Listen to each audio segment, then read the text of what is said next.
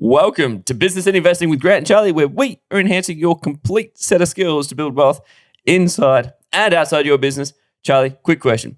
Have you ever tried to drink water out of like a water bottle that's got a wide opening like this one? Yes, I have, Grant. Awesome. And have you ever spilt some, like where you just got too aggressive with your drinking and you've spilt some and you're like, oh man, am I getting more in my mouth or am I getting more on my shirt? To be honest, one time I completely missed my mouth altogether. Splashed it on my face. See, that is the exact same as if you're like, I really like the podcast and I want to consume it all, but you're not on the email marketing list. It's like you're getting all of the water outside of your mouth and you're like, am I really quenching my thirst right now? So if you're sitting there thinking that you're missing some episodes, I got a solution for you. Don't use a wide open mouth water bottle. Use one with a little sippy cup on the top. Oh, one other one. That's why I wear black t-shirts. Doesn't show. No. See? Exactly the same. So head over to businessandinvesting.com/newsletter, put in your name and email, and don't miss any of those, enjoyable drops of water and feel as though your thirst has been quenched. Now, on that note, Charlie, let's cue the disclaimer.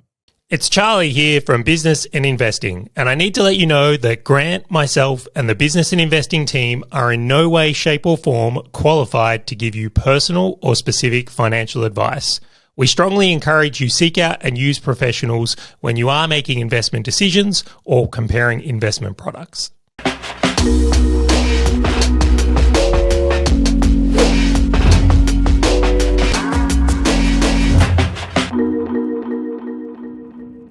All right, Grant, today we have a new type of episode we're doing.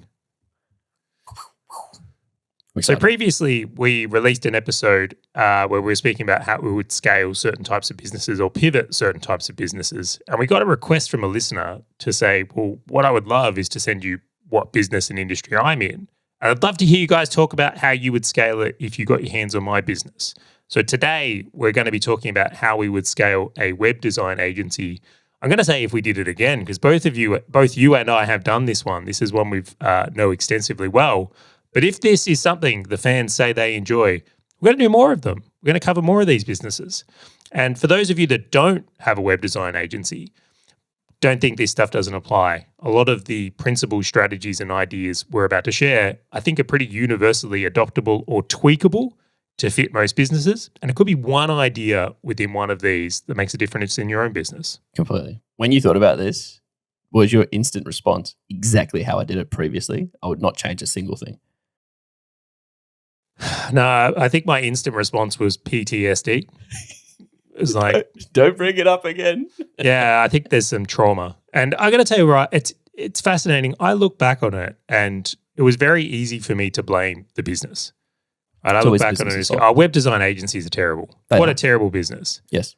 The reality, I was a crappy business owner. The issue was me, not the business model. Right? There's people out there that have made a killing in this business model. It's that I didn't have the skills, knowledge, network, all the stuff that would have made all the difference that I now know about today.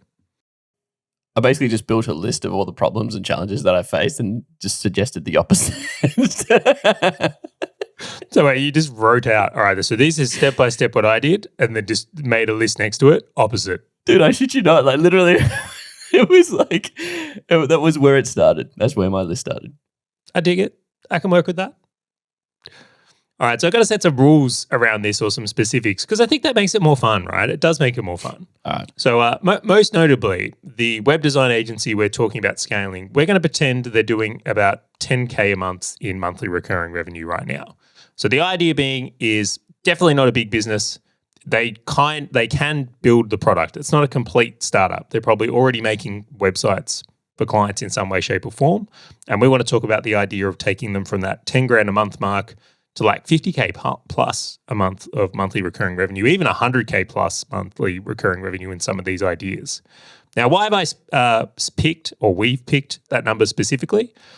Because if you did this and got to this point, my take on things is it would put you into a position where you would be pulling out some serious profits to invest in assets outside of business as well as inside of business. So it's getting a business to a position where they can do a lot of the things we talk about on this show. Awesome. Now my plan was to get it to $250,000 a month, but that's fine. It's fine. I'm happy to bump it down to 50. Don't worry. Well, I'll come down. No, I'll come down. Yes, I'm going to call it 50K plus. I reference, like in what I've suggested here, I think you could take this thing to 250 a month. Jesus, shots fired. A shot's fired. Well, we and I'm going to compete. put it out there. This is a competition, and I will be requesting people vote for who has the better ideas. I was going to ask him, like, is this a competition or is this like idea stacking where we're just trying to put ideas on top of each other? Because I felt like the one that we did on dropshipping was like a competition as opposed to like an idea stacking. See, what I'm hearing there is you don't like the last time you lost to me on dropshipping, and now you're trying to hedge. You do you. Hey, all I'm saying is I'm down with hedging my bets. No, that's fine. All right. Kick us off, Grant. Kick us off. This one's on you to start. All right. I'm going to kick off with the problems that I faced in my previous said web design agency. So there were 4 that just kept coming up. First one-off projects. Always need to resell things in order for you to generate revenue. Oh, hold on. Just curiously, because I had this challenge, I'm wondering then, did you have a feast and famine cycle? Like, Totally. were you like, you'd get a few websites, then all the effort went into building the sites, you'd drop the ball on, your pipeline or new client acquisition, projects would be finishing off, and you'd be like, Oh my God. dry Yes. patch, got to let go of some team, we don't have anybody, and then just like repeated. And that was exactly the problem. It was so lumpy because you'd go market and sell, to your point. Then you'd go deliver, and then you'd grow the team to deliver without you. Then you'd go market, sell, and then something would break and you go deliver again. And it was just this horrific ups and downs, to the point that I was just starting to look at my revenue at the end of the year. It'd just be like a yearly revenue. There was no like a view of a monthly revenue at that point. It was just like, well, in the year, this is what we did, and that's what success was. Second one was it cannot be easy for other people to do the same thing that you're doing. And so if you're so underappreciated, especially today, right? Can I ask a question on that? Do it. So we've seen in the evolvement of things, and we've spoken about this on other episodes, is there's things out there like Wix, ClickFunnels, it's SquareSpace, that I would argue are actually all getting pretty damn good at what they do. This is a no-go thing for you now? Would you just avoid web design agency altogether? Oh, do you want me to tell you the recommendation now or at the end? You do you. You do you. To an extent. I don't think I would run one, but I'm more than happy to help someone else run theirs because I know some ways to make them win. But there are better opportunities for me and my skill set elsewhere. I think that barrier to entry thing is underappreciated though, because there's always going to be an influx of people that can get into this space. So defense and moat, hugely important. I agree with that one. Totally. So that was one of the challenges I had, and it kind of led into not really having some kind of uniqueness to what I was doing. But I'll get to that in a minute. Third one that I had was I just tried to do everything. Charlie, when you got lumpy revenue coming in from one-off projects, you want as much of that bloody revenue as you could possibly get. So guess what we were doing? Content, videos, web designs, graphic design, email management. Like we just did everything. It was just no core competency. Wait. Are you talking you personally did everything? Were you like putting the sites together and doing the content and updating plugins and all that stuff? Or are you talking about you started offering everything where you were doing videos and additional content services? So there's this great thing out of the States called I plead the fifth. Yeah, we're not in the US here, right? That doesn't work here. I might have been writing some copy in my very, very first website for a guy, an orthodontist. I can only imagine how good this copy was. Dude, horror story. I was in his practice with one of his practice managers with their brochures out trying to. Anyway, just don't do it. This is symptomatic of many other businesses though, right? I actually think this is from your first point. When businesses have potentially like large lumpy revenue, it makes it very difficult to build a team because in the time when you need the team, it's okay. But if your margins aren't fantastic to hold the team while you're bringing new work on, you just end up hiring and firing. Completely. So then what do you do? Or using a lot of contractors. But the problem with that model is that if the contractors aren't available for the next job, you're continually searching for contractors. It's very difficult to get sturdy contractors when you're not providing steady work. Totally. And with the contractor side as well. So if you can't hire a full-time employer and you're using a contractor, you're always the second priority. So if they've got 2 fires that are burning, their full-time job or their primary source of income will be the one that gets the attention because that is keeping the bills paid at their house. And you are the one that get left with holding the bag or just going, come on, like fix my stuff first. And I would just say it's only a matter of when, not if. Totally. And then my number 4 was, and I had so many problems. This was like a therapy session for me, but I just extracting out the top 4 was like offering it too cheap. And this is a big symptom around depending on who you target, depending on the industries that you go for. Like there are obviously industries that have high profit margins, high revenue, etc. And there are obviously industries that do not, aka startup businesses. And so when I had mine, I was focusing in on startups, people who had saved some money from the job that they had, Charlie, and then they had put away $5,000 or $10,000 and they needed a website and they needed to start doing some marketing stuff. And I learned very quickly that they want things cheap and they want the world for it being cheap, and they're just not very good customers. And so this is this whole selling ice to Eskimos versus selling water to people coming out of the desert type scenario. Exactly. And so for me, the symptom is too cheap, but it has so many other reasons why it is such a bad approach or bad concept. So those were like my 4 problems. Did you have any key observations that you had from your previous what do we call it? The previous foray into web design? You actually nailed this one. I'm not sure. I would just say the pricing one most notably, I think, is where a lot of people in this space, like it's a space we both know well. I'm going to spread this past web design and talk about agency in general. Is like I'm convinced thin margins kill more agencies than probably anything else. Maybe niching, but it's like if you never have enough margin to be able to invest in the business where you can get the team or do the marketing or whatever it is, it's like symptomatic of it, just being on a path to being a zombie. You're just stuck in it forever and eventually you'll hate it, quit, do something else, just like we did. Definitely not good poster boys for it. No, well, coming back to the earlier point with what I know now, I'm like, there's this idea that the guy who started Circus Delay, right, makes more than $1 million a year. Yep. Right, so this is a guy that literally was riding a unicycle, found a way to make more than $1 million a year. Like in every industry, there's someone making $1 million a year. Totally. There's someone crushing it. So when I think about businesses today and I look at web design, I don't look at it and go, bad business. I go, bad business owner. Yep. Right. If I went and made this my thing today, could I make a successful web design agency following the principles we use in the businesses we run and operate today? Absolutely. And I don't think if anything, I actually think this niche is growing on some of the research I've done. I think people are becoming more dependent on web. And I think there's bigger opportunities in web, specifically in like websites and website design than some other niches right now. Like I'll give you the one I'll just straight out. Ready for the knee-jerk reaction? All right. Web design agency or SEO agency? Oh, web design. See? Case in point. Yep. Because it's so much easier for me to articulate the wins. And I can control my successes. And it's not built on someone else's race course, like Google. See, different values. So I actually think this is if you're in web design right now and you're thinking of getting out of it, I'd really reconsider that. And if you're in some other like slightly related things like SEO, this might be a fantastic, I'll call it service, not niche, but like product and service to deliver, I think is like demand's bigger than ever. You need an online presence. It's no longer optional. There's very few businesses out there that can rely on not being online. Totally. I think it's almost a mandatory now. I just don't. Outside of maybe the hot bread shop. No, but even then, I will say my bakery does have a fantastic website.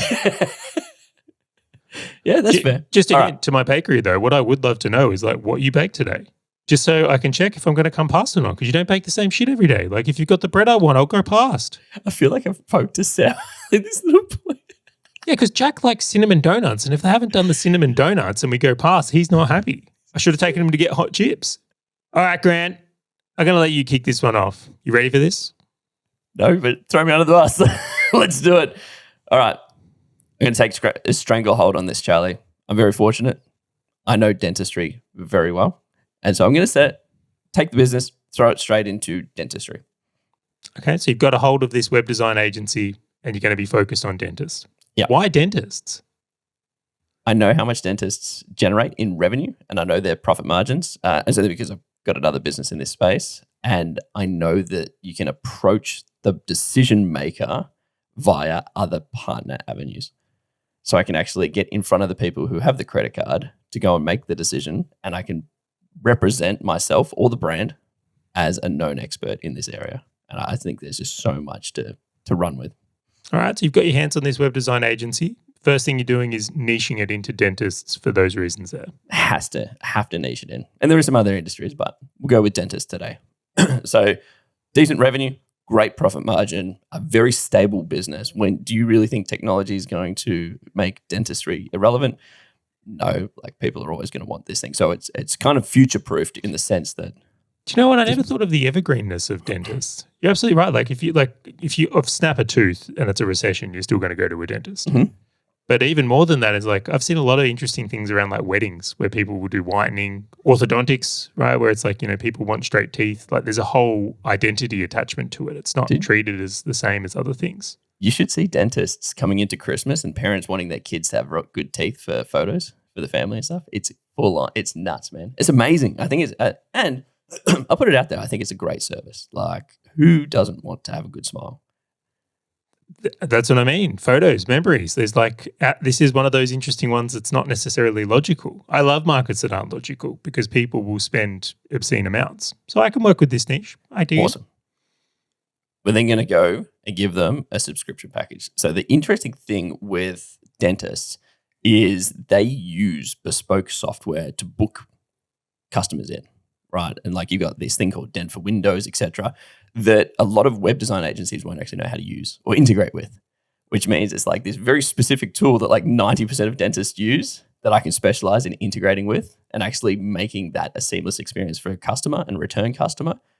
But I can also make it on the other side of them helping to sell and to book new customers in, new patients in, etc. So I can now become a part that is a very important component of their overarching operating model as well as sales and marketing model. Oh, I don't know about you, but do you feel that water around us? A little bit of a moaty, a little bit of a moat, completely. And so then I sit there and I'm like, I'm going to be able to run the reports. Like, how many dentists? And I know the answer to this. How many dentists do you think actually know how many people went and viewed a booking form and then disappeared and didn't actually book something? How many dentists do you think knew that it was a new versus an existing? And now they're coming through my website. I'm getting the analytics and I'm providing those reports back to them. And it's all automated. It's easy. But I'm a one-in-one where they just go, that is so hard to compete with as well. Like if you were a dentist and you were shopping between a few operators and one knew how to work with your booking system, that alone I would probably buy on. But if you can offer additional reporting or value in another way, which I'm going to assume you could probably auto-generate a lot of this type of reporting these days also. Totally. Well, now there's like continual value and it leans into your subscription model. Have you thought about like pricing on this if you were going to do it? I'm going to go to marketing first.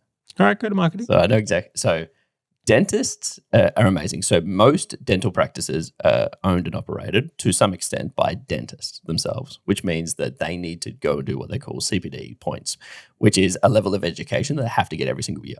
Can we just pause right there? So instead of being owned by a conglomerate or something like that, they're just like individual medical practices. Like totally. So the dentist probably works within the building. They own it as well, that type of thing. Exactly. So you've got your corporates that'll have like your 30, 40, 50, maybe 150 practices and things like that. And they would be a win, but they would have internal marketing teams. They'll have all those things. So like I wouldn't target them. If I got one, great, it'd be a whale, but I'm going for the more mum and dads might have 1, 2, 3 practices kind of thing. Do you know what's interesting? I think that gets overlooked in niche quite a bit. And we know someone who works in fitness, right? And one of the reasons they're in fitness is because like a lot of the gyms are like owner operated. Mm-hmm. So for them to get access to decision makers is really important. Where if you were going to target like supply chain logistics, it's a very, very specific few big companies that play in that space. Totally. So different game, different access. All right, I dig it. For the marketing thing, particularly important. And so the interesting layer to this is they all have, so there's conferences. And if I'm just going to hit Australia, which for this example, I just always thought about hitting Australia, I'm going to go to all of those conferences. I'm going to go to every seminar and you go, why are you going there? Because I can go and speak on stages. And here's where the beauty comes in, Charlie. I run a free audit. So I will audit all of their web technology and I will bring back to them an analysis on how they're going in comparison to a benchmark of the industry. And for dentists, it is highly competitive in the sense of, am I doing the same as everybody else? Like they almost just copy each other. And so this audit is essentially against a benchmark report where there's like, am I doing good? Am I not doing good? And every time I audit, it just feeds back into this knowledge until I can get up on stage and say, hey, here's what I've learned through 50 audits. Here's what I learned through 100 audits. Here's what I've learned through 1,000 audits, to separate me from absolutely everybody who is just thinking about web design as a project that I push out and then host on a bloody hosting platform. And so now I'm up on this stage. How many dentists do you reckon will walk into a room with a guy saying, here's what I've learned from 100 audits of dental specific websites and the trends that you need to be following in your website in order to get more bookings, in order to get return customers, etc. Do you know what I really appreciate in your approach here? I really appreciate this is like, number one is like you've picked a niche where you have really specific knowledge. And I think if you're an agency at all, like that is the game. Because the point that leans into that is you've been able to build so much value that isn't the website. Like, dude, I'll be honest with what you're talking about. Even if the website was like average or shitty, I might still buy. But that's the thing. And that's the beauty, because then, well, as I do these presentations around like, this is the top 10 lessons from 100 audits, more people will want audits, which means then it's from 200 audits, from 500 audits, and it continues to grow. But then we build the delivery model that is based off what we've seen works, what we have seen doesn't work, and the review that we have across all of our customer base. And then it's almost like, this is what a normal web design company will provide to you. This is what we provide to you, and the differences. And the differences will obviously be what's relevant to a dentist, which is like bookings, return bookings, all those kind of things. And I'm like, that's where we're at. And so that is the way that I would continue to market and sell, is partnering up with like the Dental for Windows, which is like a booking system that doesn't have a website builder in it. There's a whole heap of other ones that you can go and build partnerships with, so they can refer and say, hey, like these guys work really well with us. Talking at their events and talking to, like, they have one in Melbourne, Brisbane, Perth, everything, just going and just talking at these events. So this is all in person here. So your whole marketing approach for this niche is just partnerships, sponsorships, and relationships, basically. That's all it is.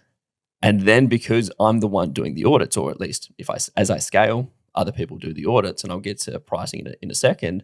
The delivery team that sits behind it is just delivering the outcomes of my benchmark and my audit. So as I'm doing my sales and marketing process, I'm just updating the project plan, and then everyone just executes against the same plan. So it just continually iterates and improves. And here's where the beautiful part comes in from the products. And there's two types of products. There's like a done with you and a done for you. And so the primary thing that I want to push in is the done for you. Why have it done with you at all? I'll share to you. This is me being greedy. This is the done with you will easily get you to 50K plus monthly recurring revenue, but the done for you will get you there. The done with you will just take you a little bit further. You seem pretty convinced on this niche that they would want it done with you. Is there a reason? Yes, I'll tell you why in 1 second. So the done for you is an upfront fee, maybe $5,000. Seems reasonable. And then the ongoing is there's going to be two packages, $1,000 or $2,000. Obviously, $2,000 is going to be like a call with myself or someone else to justify the price for the person to actually have the call, walking through the results of the website, the results of the other marketing that they're doing, and the impact into their bookings and repeat bookings, etc. So what's included loosely in that package, just for yourself, Charlie, is every week we double check that automations are working. Our leads coming into your CRM, our bookings coming in, is naturally everything working. You also get an analysis against any changes in the industry, and we proactively go and implement that across into your website without you asking for anything. Like, we'll say, hey, like, we've learned that these FAQs are actually really important in order for people to overcome hurdles. And so we go and update or build an FAQ page. And so it's constantly this sight of a forever moving target that they can never achieve, because the more that I learn about the industry, the more it goes beyond. So if they cancel my service, they're just going to get further and further behind the pack, which means now it's not just a, hey, Charlie, I'm going to host your dental website. It's, hey, Charlie, I'm going to host it. I'm going to support it. I will do any updates that you need done. And I'm going to continue to improve it based on new technology that comes out, based on new learnings and understanding of industry improvements. and I'm going to report you back to you on it, update your automations as necessary every single month. And now the done with you is if I've got people jumping on a call at $2,000, $2,500 a month, once a month with clients to talk them through what we're doing and how we're improving it and things like that. There are these big corporates that have internal teams that build their websites, build all those things. I feel as though they will pay $1,000 to $2,000 to $3,000 a month for my guy to sit there and tell them what's going on in the industry every single month, or to assess. So that's like a back end offer. Completely. Well, or is this to the people Robin Hood business model where it's like they actually sell their data to the institutions? That is the business model. Very similar, yes. And that is my moat, is we have insights and analysis that no one else has, which means we are a one-in-one. It's like, who else is, what mum and pop web design company that's going to a dental expo sitting there talking about the 100 audits they've done and how they've changed and how the industry's changed the last year, what worked last year that doesn't work this year, consistently moving that goalpost. I love it. I actually really love that a lot. We've got a lot of similarities in our plans here. Is there anything else you want to add in on this plan? I've got heaps, but I think that gives a good enough picture painting. And I think as you walk through yours, because I can see you feeling scared that I've just pummeled you. I'm actually a little bit terrified you stole most of my points. You made me go first. I got some things here. Yeah, so I'm gonna pull up stumps on that. Or I'll just Can we do a recap? I want to do a recap. I'm going to recap and you please correct me. So number one, we're going a mile deep on a niche. Right? I really looked at that, and I'd say that's probably a big hint across both of our answers as a hint to what's coming next. Next thing, recurring revenue. Moat. I really dig the moat. I think the moat is very, very interesting. I think it's very important as well. And then you've got your whole acquisition path is not online. It's actually relationship-based. Completely. So I think that's very interesting in that and the way you've thought about it. And then you've got a back-end offer of like how you're going to even, I suppose, leverage the assets you're going to create into something else. Very, very clever. I like it. I wonder how many people out there running a website design agency today are thinking about it in that way. I was going to say, I'm very few, I suspect. Are you ready for this? Ted, are we going to ask, what do you got? All right, so I'm going to start with niche as well. I'm going to follow your format a little bit here. And you'll see me looking off because I did take notes on this because I didn't want to forget some of the points here. So my niche, I'm actually going to go for real estate agents. Love it. Now, some of my reasons were the same as yours. So again, I looked at them and I go, there are ways to access the decision makers in this space. So I really like that. They're also high margin business. Like, I don't think anyone looks out there and goes, oh, real estate agents, they don't make any money. Yep. It's also a niche I know well, very well, from all the time we spend in real estate, right? So again, unique advantage. I hope people are picking up on that. It's like play in the spaces you know and you will likely do very well, I think is a really interesting one. But the one I'm going to throw in here is they're not as tech savvy as some niches. Mm. So when I had a website design agency or even some of the other ventures I've been involved in, one of the challenges we would run up against is the clients that were in tech would touch stuff and tinker. Hey, Charlie, I've just tried to create a new page and I tried to put it in the main menu and now the whole thing's broken. Yeah, and I also think that people that are in online don't value online. So this is the ice to Eskimos thing. So if you are a website developer and let's say you're selling websites to ad agencies, right, and they're used to updating pages and things like that, and it's like they don't value it in the same way as a real estate agent would, in which it's like, well, I don't even want the login. I just want to call you or email you and you do the thing. I love it. You know one of the industries that I just boycotted completely because of that reason was e-com. I said, screw being a web design company for e-com because in their business, they genuinely have to understand how to use the website. Yeah, well, they build the skills in such a way where they wouldn't value them. Completely. So I would avoid all of those niches right out of the gate. Unless, I mean, there are some reasons why you may go into them if you have some unique value where it's that was the counter. But the point I would make there is that if you enter into a niche where your client is essentially going to be competing against you, don't do it. Why would they pay you to update images or do anything if they could do it? Yeah. And then you're going to say time, but even then, my finding is very different. Very, very different. So really key point on that one there. A point I'll make on this one that's very different to yours is I really thought about who has continuous need. So with many people who build websites, essentially they're brochure websites, they build them once and then there's not really much to do, right? So and even with dentists, what do they really change? Yeah, not a heap. Yeah, a couple of landing pages, a couple of SEO, hence why I've had to put the subscription model more on reporting insights and analytics as opposed to doing web specifically. Honestly, that's what I loved about your answer so much is you found a way to build value recurringly that wasn't content-based or something on the website. I didn't pick up on that. So I would say that's one of the things that makes our answers very differently. Also a reason why you might vote for Charlie. His answer's a little bit better, just saying. It's a little bit more web. Well, this is one of those things where I was thinking about this, and there's a few other industries I'll mention as well. Real estate agents have a lot of information moving in their businesses. So this is when listings are, new listings coming up. They've got to interact with things like realestate.com.au or Zillow if you're in the States. Yep. Right? So there's a lot of moving parts and continuous need for their web to be good, right? To be set up well. Emails have got to go out, brochures, graphics. Right? There's a heap of stuff that actually goes in on a real estate business that people may not appreciate. So I look at that and go, that's my honeypot. That's absolutely where if I can land a client in this space and offer really good support services around their continuous need, that's how I'm building my recurring revenue business model here. I can't look at you without thinking about Winnie the Pooh on the honeypot. On the honeypot. On the honeypot. I like the idea of, so if I understand correctly, you're talking about complementary services that you can provide on top of yours, or is it that you are the middle that they have to refer to?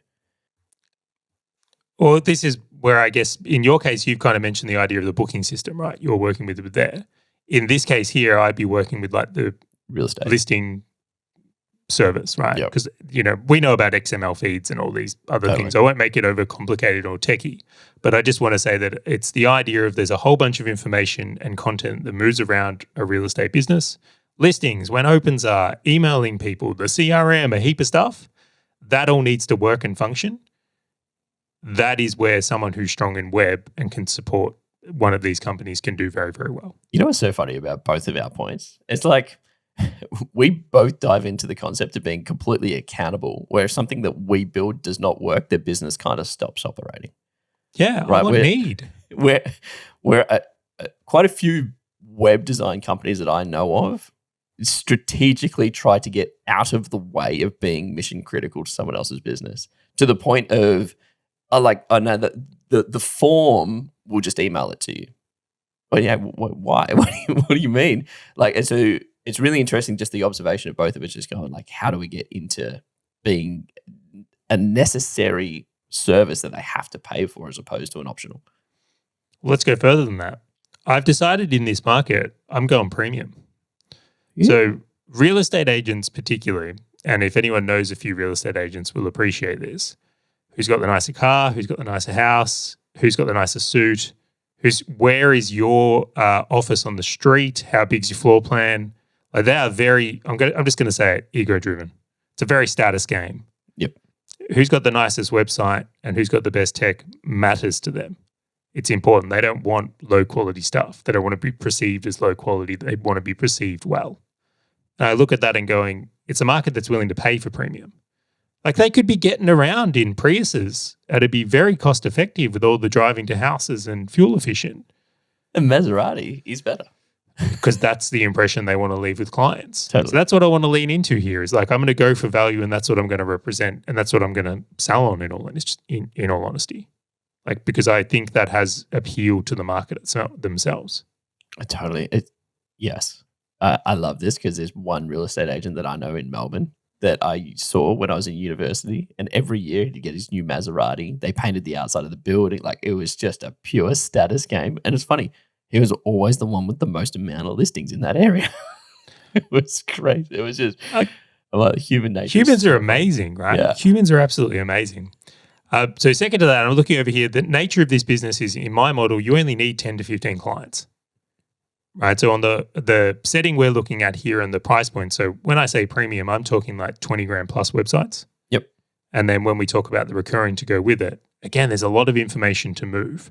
So depending on how many listings they have and how many staff and how many listings would dictate the monthly recurring revenue. So that's where I build a package that's suitable. And I'm thinking like again, in your ballpark, probably like the 3 to 5 grand mark is where that's going to swing. Perfect. Because I think that's what's appropriate in this market for the type of stuff we're going to do.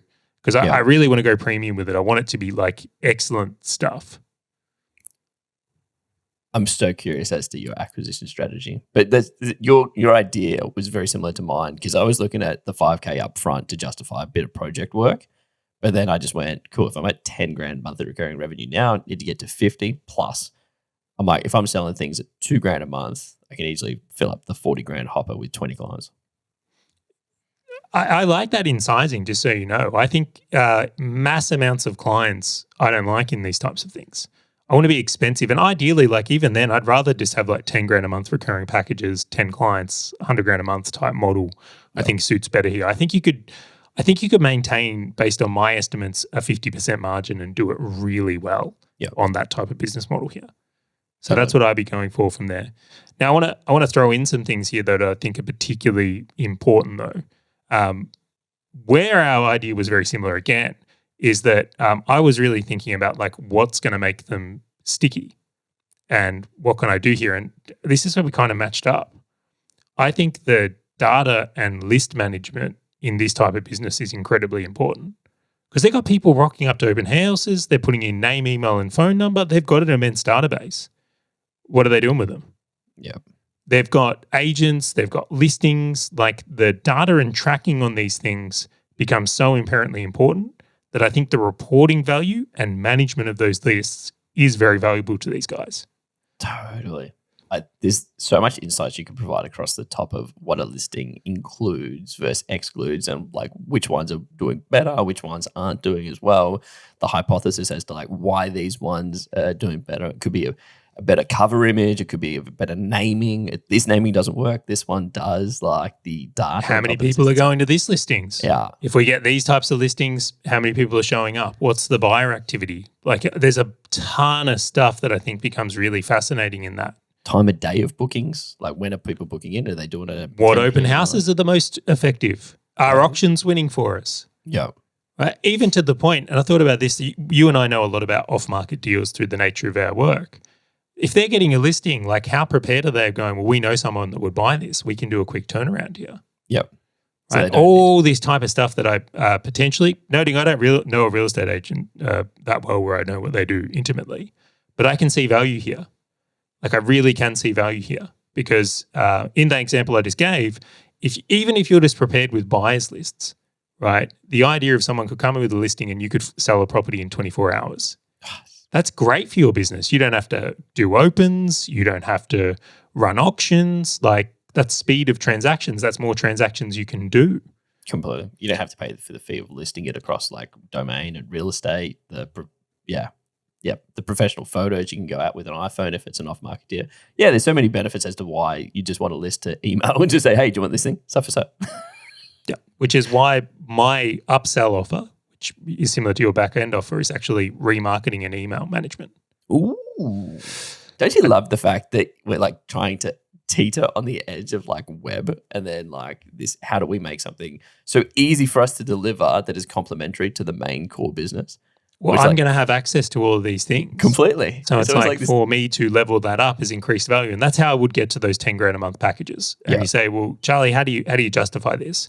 So end game of my model is like, if I'm 10 clients at 10 grand a month and it's worth it, when you look at the cost, let's just say if a real estate agent was successfully to pick up a listing and sell that property, they normally get like, I've seen some get like 3%, 4%. I don't know, $1 million property, that's a lot of money.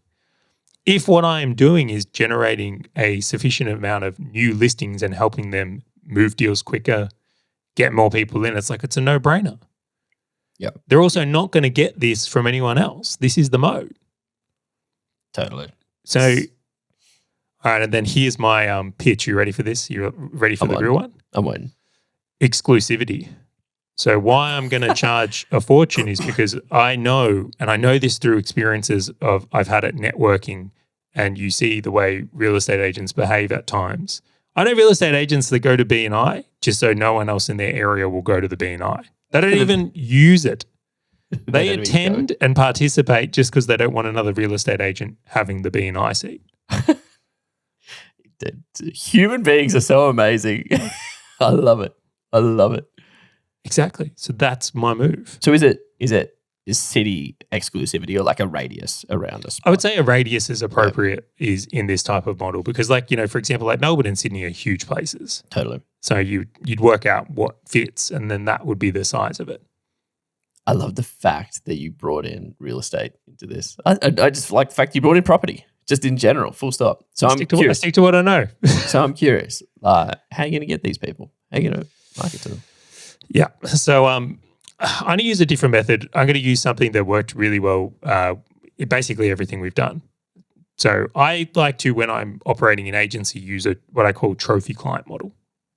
So this is where I would go and find someone I can do this for to build a really good case study for, and then basically brag about it continually and gravitate towards their trust, and the market has trust of them so that I am the trusted sale.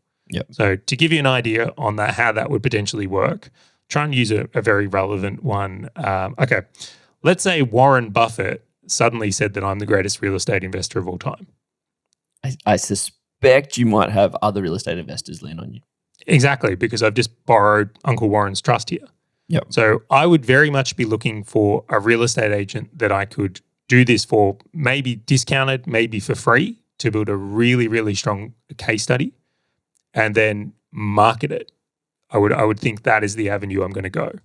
Again, you've done like relationships and things like that. I could potentially lean into some of them here as well. But in agency world, I just think the trophy client strategy is really powerful. And like, I know a guy, and I won't name him just because I haven't asked, but like when he had his SEO agency, like he managed to land some really big SEO clients. And then all he did was just continually talk about what he was doing for them. Yeah. And then everyone else flocked to him. So that would be more of the strategy I would use. I think you can borrow trust from marketplace. Yeah. So find out who has the trust of real estate agents, lean into those relationships. It might be partnering with someone who owns a mastermind in the space. I know there's a few out there. It might be, again, build the epic case study that outlines this strategy here and then market into that so that, again, they can have what I've already done for someone else, because I think that helps with the sell. One of my bullet points that I hadn't mentioned was like recording the audits of the brands and then using those as ads, just like jamming them in front of dentists. Because I love your case study point because it does something very similar. It puts you on the pedestal. It makes you the expert and makes you the ones that everyone's like, in order for me to be like that real estate agent, I have to use that service. And that's the only difference between us and them, because everything else we do is the same. We're just a slightly different suburb, everything, but they're making so much more money than me. The only thing that I do not have, because I've replicated everything else, is Charlie's business. So maybe if I use that service. But tell me that's not a valuable pitch here. And like, I'm not discounting the idea if you don't have any ties to real estate, that might be hard to get your first client. Totally. Right. I completely accept that. Like you might literally have to go to a lot of these places and pitch, I'll work for you for free just to prove this. All I want is a testimonial. But once you have that, once you have a couple of really strong trophy client case study examples here, I know the ego and like status of real estate agents. If they perceive someone else is more successful because they have this and you don't, they will buy. Yep. It's great. Just watch it. If a real estate agent gets an AMG and everyone else has got a Mercedes, sure enough, they'll all have AMG soon enough. I've seen enough of it in this space. And like, I'm not trying to fire shots. I get it's a perception game and a status game. Just like in like politics is another one, right? They all dress well and do certain things in a way. And rather than making judgment of it, I just want to use that to my advantage. Would you deliver, like, I know we haven't spoken on delivery and I don't want to spend too much time on it. Would you deliver with a mix of onshore, offshore team? Would you try to go purely offshore and sort of support that model? Like, how have you thought about it, if at all? Yeah, so we are different on this one here. I think deliveries, where we're similar is both of us have picked, hey, I'm doing one thing and I'm replicating it. So if I've got a, site I'm building for real estate agents, I essentially want to be able to copy process. Yep. Noting design will be very different in mine. They can't look the same. They've got to be very much on brand. But the back-end code and capabilities, what we learn on one, we learn for all. Yep. When we update one, we update all. So I'm very much looking to scale in that way and make use of doing the same thing over and over. That was a mistake I made for sure when I had my website design agency. We did all kinds of shit. Did I? Man, I built double-sided marketplaces and fucking everything. If it had the word directory sites, e-coms, Did I? Magento, WordPress, like what? Have you been looking through my client list? It was like, and then it was like e-commerce. It's like, oh, you want like WooCommerce on WordPress, or you want Magento, or you want anything? No worries, it's all PHP. Like It'll be fine. It's never fine. Is there anything that we haven't touched on that we probably I just want to go back to that delivery piece really quickly. Yeah, let's dive. Yeah, so in my model here, I've elected that I would actually go potentially one or two client-facing people onshore, because I think the relationship component is so key here. So how I'm stacking my delivery, customer service heavy, not tech heavy. Like I really want to be like on the forefront of making sure that the relationships are really strong with all the agents and we're delivering well. Now, on the delivery side of things, I probably would go to probably the Philippines for web designers and designers, just because of what we would call geo arbitrage. It's a very cost-effective way to make sure that we can do that. But again, I value differently now. Like once upon a time, I would have gone, do you know what? We just need the best developers, the best designers. Like, that's the key. Where now my flip is, it's like, no. We need the best customer relation people. We need the best customer support. Like we want excellence in service over excellence in who can code the best. So probably just the key differential there. It was interesting because mine was similar, where the $1K a month was almost to pay for the customer support person, or like the relationship manager, or whatever you want to call them, and then everything else would be supported offshore, where it's like, cool, you can build the design because you've got essentially the way that I thought about it is I'm building the strategy overarching, which is our playbook. Essentially, it was templates and the tasks kind of come from me by being the expert. And then it gets handed across into here are the benchmarking reports for the month, which go to the relationship manager or managers as it scales, which then turn into the project plans for the team to execute every single month or as they're setting stuff up. It's a very grand, just to be clear, it's funny. Even within our models here, it's a very grand answer versus a very challenging answer. No, right, the very yin, very yang. I dig it. I think we've done well. Did you have any other points that we haven't covered? Let the audience decide who did well. I think I've got you licked on this. And I do get bonus points because I went first. I'm just saying. I will give you the bonus points on going first. All right. I'm going to wrap this one up, Charlie. For anyone who's listening to this, if you did enjoy this type of episode, can you please just reply back to one of Charlie's emails? Just hit reply and then let him know your thoughts. And if you did like them, what about another industry? I'm going to put it out there. I enjoyed making this episode. So even if you didn't enjoy listening to it, we're probably going to do another one. We'll do another one. And if you're not on the newsletter, head over to businessandinvesting.com/newsletter, put in your name and email, and then hit reply and tell Charlie what you think. So we say thank you, and we'll catch you on the next episode of Business and Investing.